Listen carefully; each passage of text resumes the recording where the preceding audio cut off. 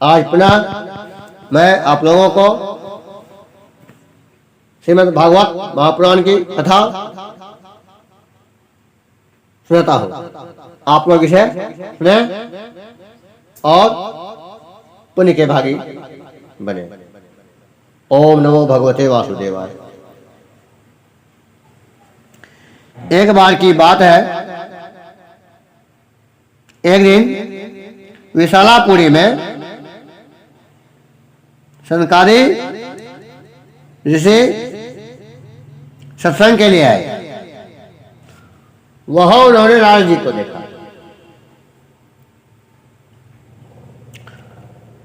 तो उन सनकादि ऋषियों ने पूछा कि हे नारद जी, आपका मुख उदास क्यों हो रहा है? आप चिंतित क्यों हैं? और इतनी जल्दी जल्दी आप जा कहां रहे हैं? और आप आ कहां से रहे हैं? आप तो इतना व्याकुल मालूम पड़ते हैं कि मानो कि आपका सारा धन लुट गया हो, और आपके जैसे आसक्ति रहित पुरुषों के लिए यह उचित नहीं है। इसका कारण बताइए। तो नारद जी ने कहा, मैं सर्वोत्तम लोक समझकर पृथ्वी में आया था। यहां पुष्कर, प्रयाग, काशी, गोदावरी, नासिक, हरिद्वार, कुरुक्षेत्र, श्रीरंग और सेतुबंध आदि कई तीर्थों में मैं इधर उधर विचरता रहा, किंतु मुझे कहीं भी मन को संतोष देने वाली शांति नहीं मिली। इस समय अधर्म के सहायक कलयुग ने सारी पृथ्वी को पीड़ित कर रखा है। अब यहाँ सत्य, तप, सोच, बाहर भीतर की पवित्रता, दया, दान आदि कुछ भी नहीं है। बेचारे जीव केवल अपना पेट पालने में लगे हुए हैं। वे असत्य भाषी, आलसी, मंदबुद्धि, भाग्यहीन, उपद्रव ग्रस्त हो गए हैं। जो साधु संत कहे जाते हैं वे पूरे पाखंडी हो गए हैं। देखने में तो विरक्त है, किंतु स्त्री, धन आदि सभी का परिग्रह करते हैं। घरों में स्त्रियों का राज्य है। साले सलाहकार बने हुए हैं। लोभ से लोग कन्या विक्रय करते हैं और स्त्री पुरुषों में कलह मचा रहता है। महात्माओं के आश्रम, तीर्थ और नदियों पर विधर्मियों का अधिकार हो गया है। उन दुष्टों ने बहुत से देवालय भी नष्ट कर दिए हैं। इस समय यहाँ न कोई योगी है, न सिद्ध है, न ज्ञानी है और न सत्कर्म करने वाला ही है। सारे साधन इस समय कलियुग दावानल से जलकर भस्म हो गए हैं। इस कलयुग में सभी देशवासी बाजारों में अन्न बेचने लगे हैं। ब्राह्मण लोग पैसा लेकर वेद पढ़ाते हैं और स्त्रियां वेश्यावृत्ति से निर्वाह करने लगी है। इस तरह कलयुग के दोष देखता और पृथ्वी पर विचरता हुआ मैं यमुना जी के तट पर पहुंचा, जहां भगवान श्री कृष्ण की अनेकों लीलाएं हो चुकी है। मुनिवरों सुनिए, वहां मैंने एक बड़ा आश्चर्य देखा। वहां एक युवती स्त्री खिन्न मन से बैठी थी। उसके पास दो वृद्ध पुरुष अचेत अवस्था में पड़े जोर जोर से सांस ले रहे थे। वह तरुणी उनकी सेवा करती हुई कभी उन्हें चेत कराने का प्रयत्न करती और कभी उनके आगे रोने लगती थी। वह अपने शरीर के रक्षक परमात्मा को दसों दिशाओं में देख रही थी। उसके चारों ओर सैकड़ों स्त्रियां उसे पंखा झल रही थी और बार बार समझाती जाती थी। दूर से यह सब चरित्र देखकर मैं कौतूहलवश उसके पास चला गया। मुझे देखकर वह युवती खड़ी हो गई और बड़ी व्याकुल होकर कहने लगी। युवती ने कहा, महात्मा जी, आप क्षण भर यहाँ ठहर जाइए और मेरी चिंता को भी नष्ट कर दीजिए। आपका दर्शन तो संसार के सभी पापों को सर्वथा नष्ट करने वाला है। आपके वचनों से मेरे दुख की भी बहुत कुछ शांति हो जाएगी। मनुष्य का जब बड़ा भाग्य होता है तभी आपके दर्शन हुआ करते हैं। नारद जी बोले। तब मैंने उस स्त्री से पूछा, देवी तुम कौन हो? ये दोनों पुरुष तुम्हारे क्या होते हैं और तुम्हारे पास ये कमल नयनी देवियां कौन है? तुम हमें विस्तार से अपने दुख का कारण बताओ। युवती ने कहा, मेरा नाम भक्ति है। ये ज्ञान और वैराग्य नामक मेरे पुत्र हैं। समय के फेर से ही ये ऐसे जर्जर हो गए हैं। ये देवियां गंगा जी आदि नदियां हैं, ये सब मेरी सेवा करने के लिए ही आई है। इस प्रकार साक्षात देवियों के द्वारा सेवित होने पर भी मुझे सुख शांति नहीं है। तपोधन, अब ध्यान देकर मेरा वृत्तांत सुनिए। मेरी कथा वैसे तो प्रसिद्ध है, फिर भी इसे सुनकर आप मुझे शांति प्रदान करें। मैं द्रविड़ देश में उत्पन्न हुई, कर्नाटक में बढ़ी, कहीं कहीं मद्रास में, कहीं कहीं महाराष्ट्र में सम्मानित हुई, किंतु गुजरात में मुझको बुढ़ापे ने आ घेरा। वहां घोर कलयुग के प्रभाव से पाखंडियों ने मुझे अंग भंग कर दिया। चिरकाल तक यह अवस्था रहने के कारण मैं अपने पुत्रों के साथ दुर्बल और निस्तेज हो गई। अब जब से मैं वृंदावन आई, तब से पुनः परम सुंदरी स्वरूपवती नवयुक्ति हो गई हूँ, किंतु हम सामने पड़े हुए ये दोनों मेरे पुत्र थके मांदे दुखी हो रहे हैं। अब मैं यह स्थान छोड़कर अन्यत्र जाना चाहती हूँ। ये दोनों बूढ़े हो गए हैं, इसी दुख से मैं दुखी हूँ। मैं तरुणी क्यों और ये दोनों मेरे पुत्र बूढ़े क्यों? हम तीनों साथ साथ रहने वाले हैं, फिर यह विपरीतता क्यों? होना तो यह चाहिए कि माता बूढ़ी हो और पुत्र तरुण।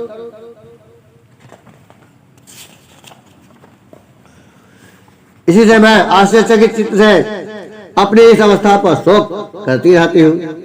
आप परम बुद्धिमान एवं योग निधि है, इसका क्या कार्य हो सकता है बताइए। नारद जी ने कहा, साध्वी, मैं अपने हृदय में ज्ञान दृष्टि से तुम्हारे संपूर्ण दुख का कारण देखता हूँ।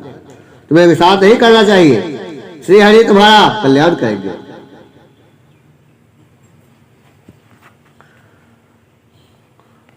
तो सूत्र ये कहते हैं, मुनिवर, नारद जी ने एक क्षण में इसका कारण जानकर कहा। नारद जी ने कहा, देवी सावधान होकर सुनो, यह दारुण कलयुग है। इसी से इस समय सदाचार, योगमार्ग और तप आदि सभी लुप्त हो गए हैं। लोग सठता और दुष्कर्म में लगकर अघासुर बन रहे हैं। संसार में जहाँ देखो वही सत्पुरुष दुख से मलान है और दुष्ट सुखी हो रहे हैं। इस समय जिस बुद्धिमान पुरुष का धैर्य बना रहे वही बड़ा ज्ञानी और पंडित है। पृथ्वी क्रमशः प्रतिवर्ष शेष जी के लिए भार रूप होती जा रही है। अब यह छूने योग तो क्या देखने योग भी नहीं रह गई है, और न इसमें कहीं मंगल ही दिखाई देता है। अब किसी को पुत्रों के साथ तुम्हारा दर्शन भी नहीं होता। विषयानुराग के कारण अंधे बने हुए जीवों से उपेक्षित होकर तुम जर्जर हो रही हो थी। वृंदावन के संयोग से तुम फिर नवीन तरुणी हो गई हो। अतः यह वृंदावन धाम धन्य है, जहाँ भक्ति सर्वत्र नृत्य कर रही है, परंतु तुम्हारे दोनों पुत्रों का यहाँ कोई ग्राहक नहीं है, इसलिए इनका बुढ़ापा नहीं छूट रहा है। यहाँ इनको कुछ आत्मसुख भगवत स्पर्श जनित आनंद की प्राप्ति होने के कारण ये सोते से जान पड़ते हैं। भक्ति ने कहा, राजा परीक्षित ने इस पापी कलयुग को क्यों रहने दिया? इसके आते ही सब वस्तुओं का सार न जाने कहा चला गया। करुणामय श्री हरि से भी यह धर्म कैसे देखा जाता है? मुझे मेरा यह संदेह दूर कीजिए। आपके वचनों से मुझे बड़ी शांति मिली है। नारद जी ने कहा, बाले, यदि तुमने पूछा है तो प्रेम से सुनो। कल्याणी, मैं तुम्हें सब बताऊंगा और तुम्हारा दुख दूर हो जाएगा। जिस दिन भगवान श्री कृष्ण इस भूलोक को छोड़कर अपने परमधाम को पधारे, उसी दिन से यहाँ संपूर्ण साधनों में बाधा डालने वाला कलयुग आ गया। दिग्विजय के समय राजा परीक्षित की दृष्टि पड़ने पर कलयुग दीन के समान उनके शरण में आया। ब्रह्म के समान सारग्राही राजा ने यह निश्चय किया कि इसका वध मुझे नहीं करना चाहिए, क्योंकि जो फल तपस्या, योग और समाधि से नहीं मिलता, कलयुग में वही फल श्री हरि कीर्तन से ही भली भांति मिल जाता है। इस प्रकार सारहीन होने पर भी उसे इस एक ही दृष्टि से सारयुक्त देखकर उन्होंने कलयुग में उत्पन्न होने वाले जीवों के सुख के लिए ही इसे रहने दिया था। इस समय लोगों के कुकर्म में प्रवृत्त होने के कारण सभी वस्तुओं का सार निकल गया है और पृथ्वी के सारे पदार्थ बीजहीन भूसी के समान हो गए हैं। ब्राह्मण केवल अन्न धनादि के लोभवश घर घर और जन जन को भागवत की कथा सुनाने लगे हैं। इसलिए कथा का सार चला गया। तीर्थों में नाना प्रकार के अत्यंत घोर कर्म करने वाले नास्तिक और नारकी पुरुष भी रहने लगे हैं। इसलिए तीर्थों का भी प्रभाव जाता रहा। जिनका चित्त निरंतर काम, क्रोध, मोह, लोभ और तृष्णा से तपता रहता है, वे भी तपस्या का ढोंग करने लगे हैं। इसलिए तप का भी साल निकल गया। मन पर काबू न रहने के कारण तथा लोभ, दम और पाखंड का आश्रय लेने के कारण एवं शास्त्र का अभ्यास न करने के कारण ध्यान योग का फल मिट गया। पंडितों की यह दशा है कि वे अपनी स्त्रियों के साथ पशु की तरह रमन करते हैं। उनमें संतान पैदा करने की ही कुशलता पाई जाती है। मुक्ति साधन में वे सरलता और कुशल हैं। संप्रदायानुसार प्राप्त हुई वैष्णवता भी कहीं देखने में नहीं मिलती। इस प्रकार जगह जगह सभी वस्तुओं का सार लुप्त हो गया है। यह तो इस युग का स्वभाव ही है, इसमें किसी का दोष नहीं है। इसलिए पुण्यकाल से भगवान बहुत समीप रहते हुए भी यह सब सह रहे हैं। सूत जी कहते हैं, सौनक जी, इस प्रकार देवर्षि नारद के वचन सुनकर भक्ति को बड़ा आश्चर्य हुआ। फिर उसने जो कुछ कहा उसे सुनिए।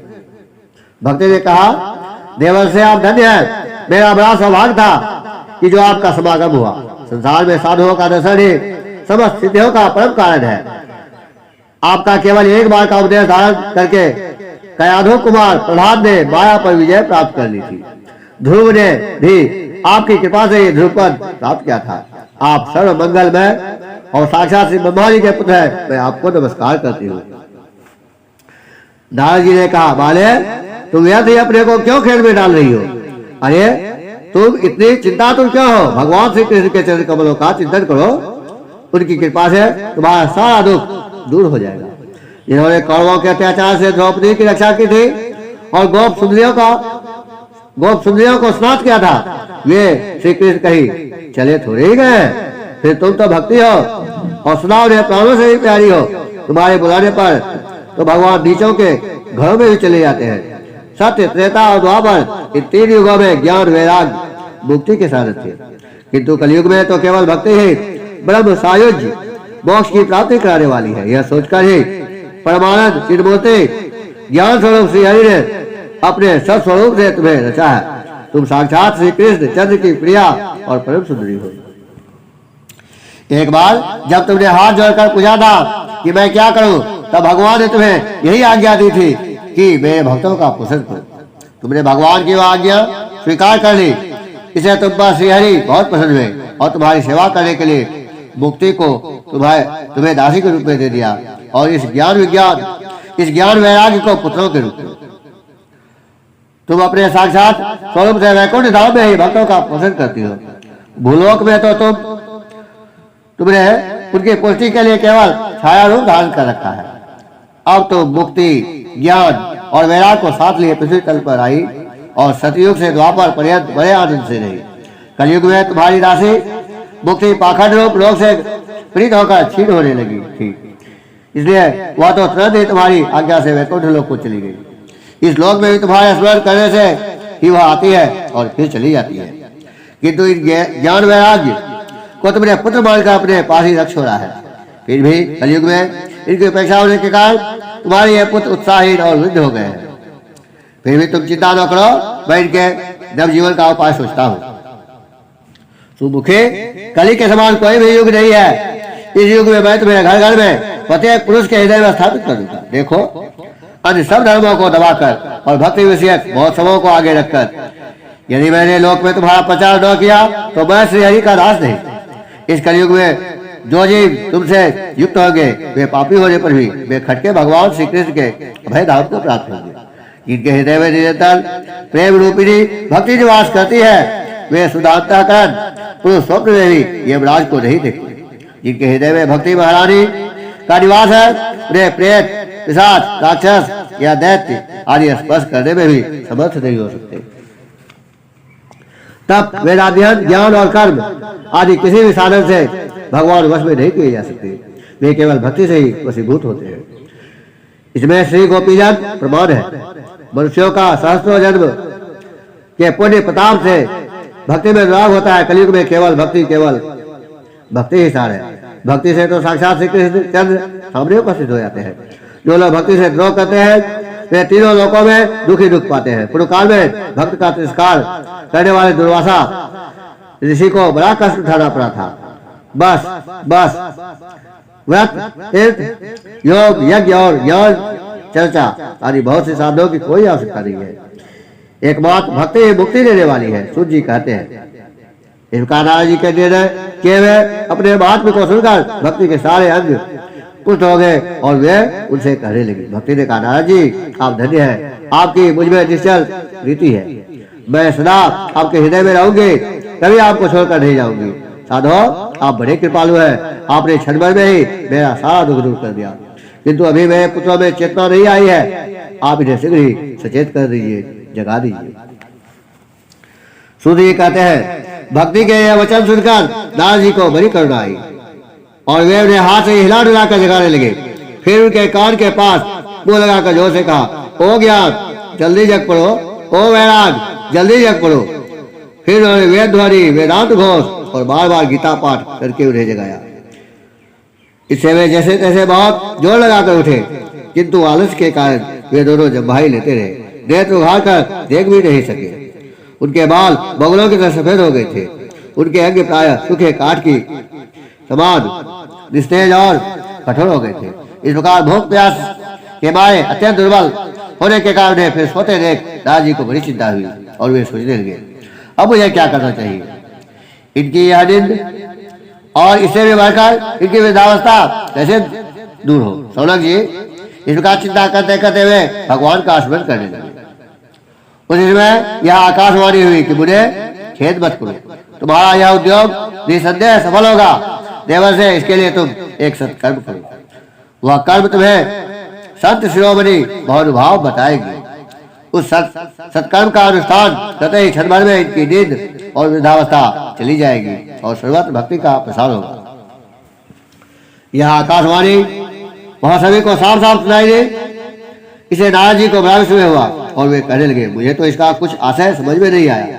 नारद जी बोले, इस आकाशवाणी ने भी गुप्त रूप में ही बात कही है, यह नहीं बताया कि वह कौन सा साधन किया जाए जिससे इनका कार्य सिद्ध हो।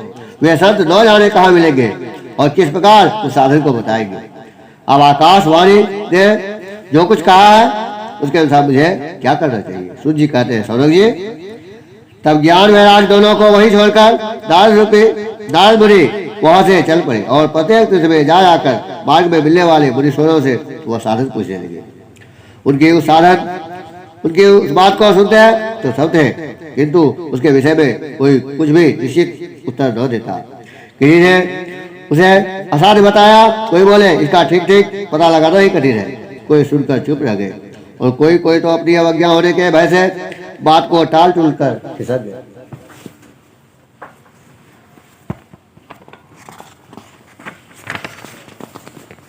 त्रिलोकी में महान आश्चर्यजनक हाहाकार मच गया। लोग आपस में कानाफूसी करने लगे। भाई जब वेद ध्वनि, वेदांत घोष और बार बार गीता पाठ सुनने पर भी भक्ति, ज्ञान और वैराग ये तीनों नहीं जगाए जा सके, तब और कोई उपाय नहीं है। स्वयं योगीराज नारद को भी जिसका ज्ञान नहीं है उसे दूसरे संसारी लोग कैसे बता सकते हैं। इस प्रकार जिन जिन ऋषियों से इनके विषय में पूछा गया, उन्होंने निर्णय करके यही कहा कि यह बात दुसाध्य ही है। तब नारद जी बहुत चिंतातुर हुए और बद्रीवन में आए। ज्ञान वैराग को जगाने के लिए वहां उन्होंने यह निश्चय किया कि मैं तब करूंगा। उसी समय उन्हें अपने सामने करोड़ों सूर्यों के समान तेजस्वी संस्कारी मुनिवर दिखाई दी। उन्हें देखकर वे मुनि श्रेष्ठ कहने लगे। नारद जी ने कहा, महात्माओं इस समय बड़े भाग से मेरा आप लोगों के साथ समागम हुआ है, आप मुझ पर कृपा करके शीघ्र ही वह साधन बताइए। आप सभी लोग बड़े योगी, बुद्धिमान और विद्वान हैं। आप देखने में 5-5 वर्ष के बालक से जान पड़ते हैं, किंतु है पूर्वजों के भी पूर्वज। आप लोग सदा वैकुंठ धाम में निवास करते हैं, निरंतर हरि कीर्तन में तत्पर रहते हैं, भगवान लीला अमृत का रसास्वादन कर सदा उसी में उन्मत्त रहते हैं और एकमात्र भगवत कथा ही आपके जीवन का आधार है। हरि शरणम, भगवान ही हमारे रक्षक है, यह वाक्य मंत्र सदा आपके मुख में रहता है। इसी से काल प्रेरित वृद्धावस्था भी आपको बाधा नहीं पहुंचाती। गुरुकाल में आपके भ्रूभंग मात्र से भगवान विष्णु के द्वारपाल जय और विजय ग्रंथ पृथ्वी पर गिर पड़े थे और फिर आपकी ही कृपा से वे पुनः वैकुंठ लोक पहुंच गए। आप धन्य है। इस समय आपका दर्शन बड़े सौभाग्य से ही हुआ है। मैं बहुत दिन हूँ और आप लोग स्वभाव से ही दयालु है, इसलिए मुझ पर आपको अवश्य कृपा करनी चाहिए। बताइए, आकाशवाणी ने जिसके विषय में कहा है वह कौन सा साधन है और मुझे किस प्रकार उसका अनुष्ठान करना चाहिए?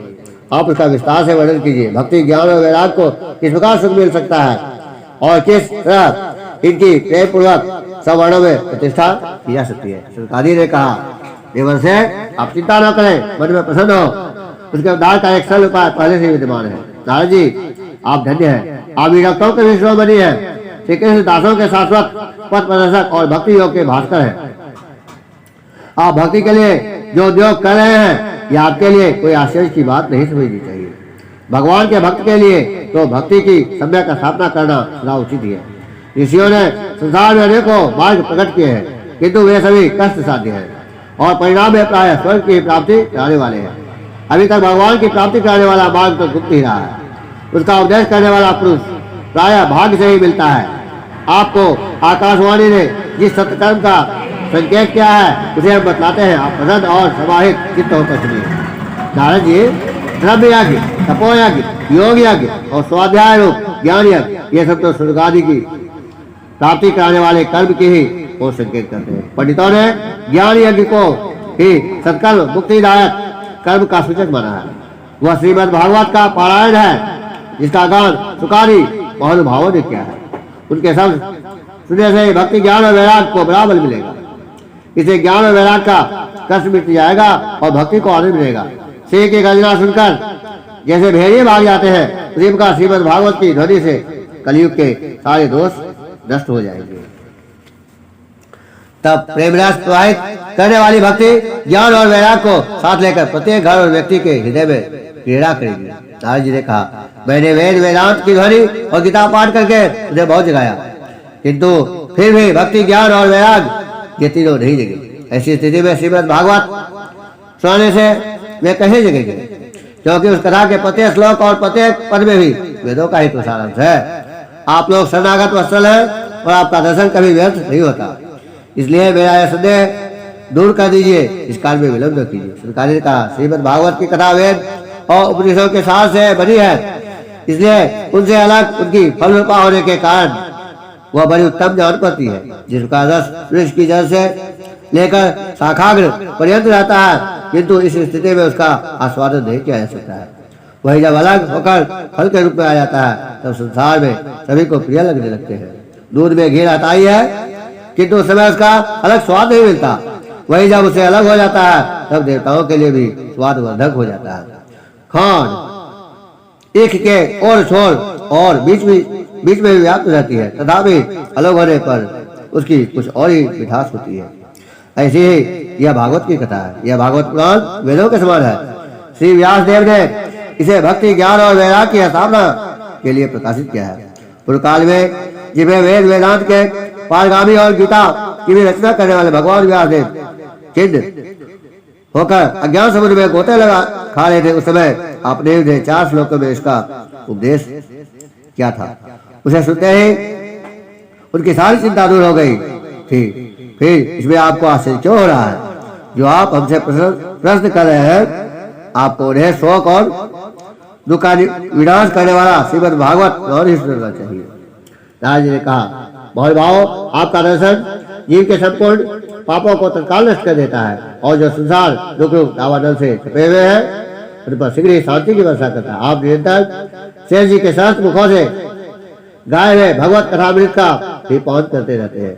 मैं प्रेम लक्षणा भक्ति का प्रकाश करने के उद्देश्य से आपकी सुन लेता हूँ।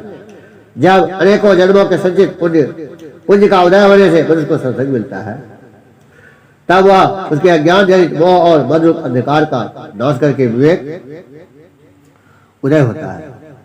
नारद जी कहते हैं, अब मैं भक्ति, ज्ञान और वैराग को स्थापित करने के लिए प्रयत्न पूर्वक श्री सुखदेव जी के कहे हुए भागवत शास्त्र की कथा द्वारा उज्ज्वल ज्ञान यज्ञ करूंगा।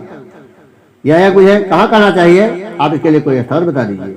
आप लोग वेद के पारगामी हैं, इसलिए मुझे इस सुख शास्त्र की महिमा सुनाइए। यह भी बताइए कि श्रीमद् भागवत की कथा कितने दिनों में सुनानी चाहिए और उसके सुनने की विधि क्या है? सरकारी बोले, नारद जी, आप बड़े विदित और विवेकी हैं। सुनिए, हम आपको ये सब बातें बताते हैं। हरिद्वार के पास आनंद नाम का एक घाट है। वहाँ अनेकों ऋषि रहते हैं तथा देवता और सिद्ध लोग भी इसका सेवन करते रहते हैं। भांति भांति के वृक्ष और लताओं के कारण वह बड़ा सघन है और वहाँ बड़ी कोमल नवीन बालू बिछी हुई है। वह घाट बड़ा ही श्रम और एकांत प्रदेश में है। वहाँ हर समय पहले कमलों की सुगंध आया करती है। उसके आसपास रहने वाले से हाथी आदि परस्पर विरोधी जीवों के चित्त में वैर भाव नहीं है। वहाँ आप बिना किसी विशेष प्रयत्न के ही ज्ञान यज्ञ आरंभ कर दीजिए। उस स्थान पर कथा में अपूर्ण रस का उदय होगा। भक्ति भी अपनी आंखों के ही सामने निर्बल और जराशीर्ण अवस्था में पड़े हुए ज्ञान और वैराग को साथ लेकर वहाँ आ जाएगी। क्योंकि जहाँ भी श्रीमद् भागवत की कथा होती है वहाँ यह भक्ति आदि अपने आप हो जाते हैं। वहाँ कानों में कथा के शब्द पढ़ने से ये तीनों तरुण हो जाएंगे, सूर्य जी कहते हैं। इस प्रकार का कथा जी के साथ संस्कारी भी श्रीमद् भागवत कथामृत का पान करने के लिए वहां से तुरंत गंगा तट पर चले आए। जिस समय वे तट पर पहुंचे भूलोक, देवलोक और ब्रह्मलोक सभी जगह इस कथा का हल्ला हो गया। जो लोग भगवत कथा के रसिक विष्णु भक्त थे वे सभी श्रीमद् भागवत कथामृत का पान करने के लिए सबसे आगे दौड़ दौड़ करने लगे। भृगु, वशिष्ठ, च्यवन, गौतम, वेदातिथि, देवल, देवराज, परशुराम, विश्वामित्र, साकल, मार्कंडेय, दत्तात्रेय, पिपलाद, योगेश्वर व्यास और पराशर, छाया, सुख, जाजली और जहनु आदि सभी प्रधान मुनिगण अपने अपने पुत्र, शिष्य और स्त्रियों समेत बड़े प्रेम से वहां आए। इसके सिवा वेद, वेदांत, उपनिषद, मंत्र, तंत्र, 17 पुराण और 6 भी मूर्तिमान होकर वहां उपस्थित हुए। गंगा आदि नदियां, पुष्कर आदि सरोवर, कुरुक्षेत्र आदि समस्त क्षेत्र, सारी दिशाएं, दंडक आदि वन, हिमालय आदि पर्वत तथा देव, गंधर्व और दानव आदि सभी कथा सुनने चले आए। जो लोग अपने गौरव के कारण नहीं आए बस बिल्कुल उन्हें समझा बुझा कर ले आए। तब कथा सुनाने के लिए दीक्षित होकर श्री कृष्ण पालन सरकारी नारद जी के दिए हुए श्रेष्ठ आसन पर विराजमान हुए। उस समय सभी श्रोताओं ने उनकी वंदना की। श्रोताओं में वैष्णव, विरक्त, सन्यासी और ब्रह्मचारी लोग आगे बैठे और उन सबके आगे नारद जी विराजमान हुए। एक और ऋषिगण, एक और देवता, एक और वेद और उपनिषदादि तथा एक और तीर्थ बैठे और दूसरी ओर स्त्रियां बैठी। उस समय सबों जय जयकार, नमस्कार और शंखों का शब्द होने लगा और अबीर, गुलाल, खील और फूलों की खूब वर्षा होने लगी। कोई कोई देवश्रेष्ठ तो विमानों पर चढ़कर वहां बैठे हुए सब लोगों पर कल्प वृक्ष के पुष्पों की वर्षा करने लगे। सूर्य जी कहते इस प्रकार पूजा समाप्त होने पर जब सब लोग एकाग्रचित्त हो गए तब सरकारी ऋषि महात्मा नारद को श्रीमद् भागवत का महात्म्य स्पष्ट करके सुनाने लगे। सरकारी ने कहा अब हम आपको इस भागवत शास्त्र की महिमा सुनाते हैं। इसके श्रवण मात्र से मुक्ति हाथ लग जाती है। श्रीमद् भागवत की कथा का सदा सर्वदा सेवन आस्वादन करना चाहिए। इसके श्रवण मात्र से श्रीहरि हृदय में आ जाते हैं। इस ग्रंथ में 18,000 श्लोक और 12 स्कंद है तथा श्री सुखदेव जी और राजा परीक्षित का संवाद है। आप यह भागवत शास्त्र ध्यान देकर सुनिए। यह जीव तभी तक ज्ञानवश इस संसार चक्र में भटकता है जब तक क्षण भर के लिए भी कानों में इस सुख शास्त्र की कथा नहीं करती। बहुत से शास्त्र और पुराण सुनने से क्या लाभ है? इसे तो व्यर्थ का भ्रम बढ़ता है। मुक्ति लेने के लिए तो एकमात्र भागवत शास्त्र ही गरज रहा है। जिस घर में नित्य प्रति श्रीमद् भागवत की कथा होती है वह तीर्थ रूप हो जाता है और जो लोग उसमें रहते हैं उनके सारे पाप नष्ट हो जाते हैं। हजारों समेत और सैकड़ों वाजपेयी यज्ञ इस सुख शास्त्र की कथा का 16वां अंश भी नहीं हो सकते। तपोधनो, जब तक लोग अच्छी तरह श्रीमद् भागवत का श्रवण नहीं करते तभी तक उनके शरीर में पाप निवास करते हैं। फल की दृष्टि से इस सुख शास्त्र कथा की श्रद्धा गंगा, गया, काशी, पुष्कर या प्रयाग कोई तीर्थ भी नहीं कर सकता। यदि आपको परम गति की इच्छा है तो अपने मुख से ही श्रीमद् भागवत के आधे अथवा चौथाई श्लोक का भी नित्य नियमपूर्वक पाठ कीजिए। ओंकार, गायत्री, पुरुषोक्त, तीनों वेद, श्रीमद् भागवत, ओम नमो भगवते वासुदेवाय, यह द्वादशाक्षर मंत्र 12 मूर्तियों वाले श्री भगवान, प्रयाग, संवत्सर रूप काल, ब्राह्मण, अग्निहोत्र, गौ, द्वादशी तिथि, तुलसी, वसंत ऋतु और भगवान पुरुषोत्तम, इन सब में बुद्धिमान लोग वस्तुतः कोई अंतर नहीं मानते। जो पुरुष अहर्निश अर्थ सहित श्रीमद् भागवत शास्त्र का पाठ करता है उसके करोड़ों जन्मों का पाप नष्ट हो जाता है। इनमें तनिक भी संदेह नहीं है। जो पुरुष नित्य प्रति भागवत का आधा या चौथाई श्लोक भी पढ़ता है उसे राजसु और अश्वमेध यज्ञों का फल मिलता है। नित्य भागवत का पाठ करना, भगवान का चिंतन करना, तुलसी को सिंचना और गौ की सेवा करना, ये चारों समान है। जो पुरुष अंत समय में श्रीमद् भागवत का वाक्य सुन लेता है, उस पर प्रसन्न होकर भगवान उसे वैकुंठ धाम देते हैं। जो पुरुष इसे सोने के सिंहासन पर रखकर विष्णु भक्त को दान करता है, वह अवश्य भगवान का सानिध्य प्राप्त करता है। जिस दुष्ट ने अपनी सारी आयु में चित्त को एकाग्र करके श्रीमद् भागवत अमृत का थोड़ा सा भी स्वागत नहीं किया, उसने तो अपना सारा चंडाल और गधे के समान व्यर्थ ही गवा दिया। वह तो अपनी माता को प्रसव पीड़ा पहुंचाने के लिए उत्पन्न हुआ, जिसे सुख साथ के थोड़े से भी वचन नहीं सुने, वह पापात्मा तो जीता हुआ ही मुर्दे के समान है। पृथ्वी के भार स्वरूप उस पशुतुल्य मनुष्य को धिक्कार है, जो स्वर्गलोक में देवताओं में प्रधान इंद्रादि कहा करते हैं। संसार में श्रीमद् भागवत की कथा का मिलना अवश्य कठिन है। जब करोड़ों जन्मों का पुण्य होता है, तभी इसकी प्राप्ति होती है। नारद जी, आप बड़े ही बुद्धिमान और योग निधि है, आप प्रयत्न पूर्वक कथा का श्रवण कीजिए। इसे सुनने के लिए दिनों का कोई नियम नहीं है, इसे तो श्रद्धा ही सुनना अच्छा है। इसे सत्य भाषण और ब्रह्मचर्य पालन पूर्वक श्रद्धा ही सुनना श्रेष्ठ माना गया है, किंतु कलयुग में ऐसा होना कठिन है। इसलिए इसकी सुखदेव जी ने जो विशेष विधि बताई है, वह जान लेनी चाहिए। कलयुग में बहुत दिनों तक चित्त की वृत्तियों को वश में रखना, नियमों में बंधे रहना और किसी पुण्य कार्य के लिए दीक्षित रहना कठिन है। इसलिए सप्ताह श्रवण की विधि है। श्रद्धापूर्वक कभी भी श्रवण करने से अथवा माघ मास में श्रवण करने से जो फल होता है, वही फल श्री सुखदेव जी ने सप्ताह श्रवण में निर्धारित किया है। मन के असंयम, रोगों की बहुलता और आयु की अल्पता के कारण तथा कलयुग में अनेकों दोषों की संभावना से ही सप्ताह यज्ञ का विधान किया गया है। जो फल तप, योग और समाधि से भी प्राप्त नहीं हो सकता, वह सर्वांग रूप में सप्ताह श्रवण से सहज में ही मिल जाता है। सप्ताह श्रवण यज्ञ से बढ़कर है, व्रत से बढ़कर है, तप से कहीं बढ़कर है, तीर्थ सेवन से तो सदा ही बड़ा है, योग से बढ़कर है, यहाँ तक कि ध्यान और ज्ञान से भी बढ़कर है। अजी इसी विशेषता का कहाँ तक वर्णन करें, यह तो सभी से बढ़ चढ़कर है। सौरभ जी ने पूछा, सूर्य जी, यह तो आपने बड़े आश्चर्य की बात कही। अवश्य यह भागवत पुराण योग वेता ब्रह्मा जी के भी आदि कारण श्री नारायण का निरूपण करता है, परंतु यह मोक्ष की प्राप्ति में ज्ञान आदि सभी साधनों का तिरस्कार करके इस युग में उनसे भी कैसे बढ़ गया। सूर्य ने कहा, सौरभ जी, जब भगवान श्री कृष्ण इस धाम को छोड़कर अपने नित्य धाम को जाने लगे, तब उनके बुखार बिंद से एकादश स्कंद का ज्ञानोपदेश सुनकर भी उद्धव जी ने पूछा। उद्धव जी बोले, गोविंद, अब आप तो अपने भक्तों का कार्य करके परम धाम को पधारना चाहते हैं, किंतु मेरे मन में एक बड़ी चिंता है, उसे सुनकर आप मुझे शांत कीजिए। अब घोर कलिकाल आया ही समझिए, इसलिए संसार में फिर अनेकों दुष्ट प्रकट हो जाएंगे। उनके संसर्ग से जब अनेकों सत्पुरुष भी उग्र प्रकृति के हो जाएंगे, तब उनके भार से दबकर यह गौर रूपनी पृथ्वी किसकी सर में जाएगी। कमलनयन, मुझे तो आपको छोड़कर इसकी रक्षा करने वाला कोई दूसरा नहीं दिखाई देता, इसलिए भक्त वत्सल, आप साधुओं पर कृपा करके यहाँ से मत जाइए। भगवान, आपने निराकार और चिन्मात्र होकर भी भक्तों के लिए ही तो यह सगुण रूप धारण किया है, फिर भला आपका वियोग होने पर वे भक्तजन पृथ्वी पर कैसे रह सकेंगे। निर्गुणोपासना में तो बड़ा कष्ट है, इसलिए कुछ और विचार कीजिए। प्रभास क्षेत्र में उद्धव जी के वचन सुनकर भगवान सोचने लगे कि भक्तों के अवलंबन के लिए मुझे क्या व्यवस्था करनी चाहिए। सुनोगे, तब भगवान अपनी सारी शक्ति भागवत में रख दी। वे अंतर्धान होकर इस भागवत समुद्र में प्रवेश करेंगे, इसलिए यह भगवान की साक्षात शब्दमयी मूर्ति है। इसके सेवन, श्रवण, पाठ अथवा दर्शन से ही मनुष्य के सारे पाप नष्ट हो जाते हैं। इसी से इसका सप्ताह श्रवण सबसे बढ़कर माना गया है, और कलयुग में तो अन्य सब साधनों को छोड़कर यही प्रधान धर्म बताया गया है। कलिकाल में यही ऐसा धर्म है जो दुर्दरिद्रता, दुर्भाग्य और पापों की सफाई कर देता है, तथा काम क्रोधादि शत्रुओं पर विजय दिलाता है। तथा भगवान की इस माया से पीछा छुड़ाना देवताओं के लिए भी कठिन है, मनुष्य तो इसे छोड़ ही कैसे सकते हैं।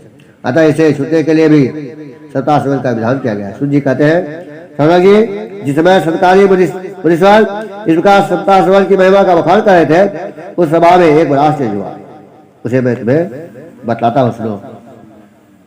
वह तरुणावस्था को प्राप्त हुए अपने दोनों पुत्रों को साथ लिए विशेष प्रेम रूपा भक्ति बार बार श्री कृष्ण गोविंद हरे मुरारे हे नाथ नारायण वासुदेव आदि भगवत नामों का उच्चारण करते हुए अकस्मात प्रकट हो गए।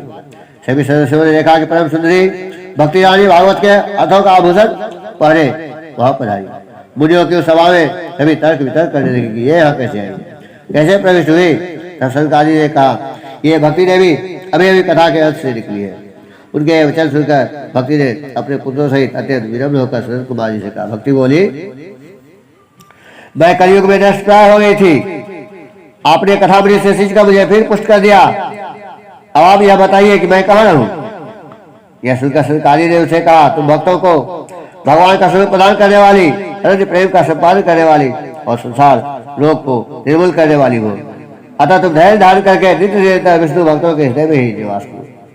ये कलयुग के दोष भले ही सारे संसार पर अपना प्रभाव डाले, किंतु वहां तुम पर इनकी दृष्टि भी नहीं पड़ सकेगी। इस प्रकार उनकी आज्ञा पाते ही भक्ति तुरंत भगवत भक्तों के हृदयों में जा मिली। जिनके हृदय में एकमात्र श्री हरि की भक्ति निवास करती है, वे त्रिलोकी में अत्यंत निधन होने पर ही परम धन्य है, क्योंकि इस भक्ति की डोरी से बंधकर तो साक्षात भगवान भी अपना परम धाम छोड़कर उनके हृदय में आकर बस जाते हैं। भूलोक में यह भागवत साक्षात पर ब्रह्म का विग्रह है। अब इसकी महिमा कहाँ तक वर्णन करें। इसका आश्रय लेकर इसे सुनाने से तो सुनने और सुनाने वाले दोनों को ही भगवान श्री कृष्ण की समता प्राप्त हो जाती है। अतः इसे छोड़कर अन्य धर्मों से क्रिया क्या प्रयोजन है। ओम श्री राधा कृष्णाभ्याम नमः। इस प्रकार भक्ति और उनके दोनों पुत्रों को तरुणावस्था की प्राप्ति हो गई और भक्ति का निवास सभी विष्णु भक्तों के हृदय में हो गया, जहां कलिकाल का प्रभाव नहीं पड़ता है भक्ति के ऊपर। ओम श्री राधा कृष्णाभ्याम नमः। यदि यह कथा आप लोगों को प्रिय लगी हो, कृपया मेरे इस चैनल को सब्सक्राइब कर घंटी के बटन को दबा दें और इसे अधिक से अधिक शेयर भी करें, ताकि अन्य सभी भगवत भक्तों का भी कल्याण हो। ओम श्री राधा कृष्णाभ्याम नमः।